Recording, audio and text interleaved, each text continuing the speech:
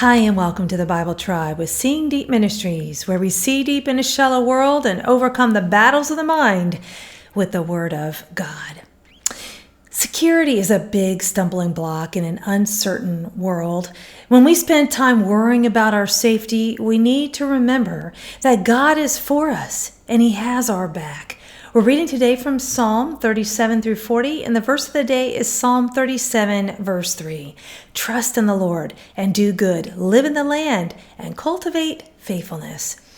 In context, David is giving advice to the afflicted as this psalm is directed to man, a song of wisdom.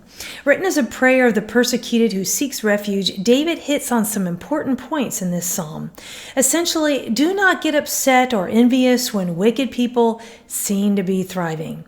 David also writes about this in Psalm 73 and how this nearly caused him to stumble until he came to God's presence. But in this psalm, David invites the afflicted to simply trust God. Trust.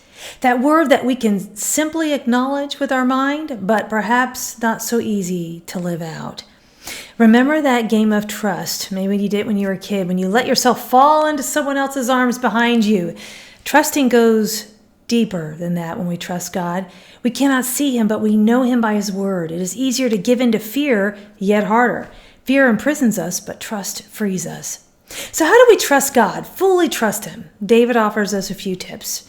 Do good, verse 3. That's right. Keep being faithful and doing the next best right thing. This positions us well for God's blessing. Be faithful, in verse 3. A trusting relationship is one where we are faithful too. Delight in Him, verse 4. Delight in God, not the things He gives you. Commit your lives and plans to Him, verse 5. This is an all-in proposition. God knows if we are really entrusting our lives to Him. And trusting fully is easier to do when we realize God gave it all to us in the first place, and He is trustworthy. Rest in the Lord and wait on Him.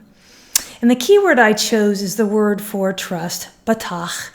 And it means to hope, to be confident in, to be secure, be sure. Are you confident in your God today, friends?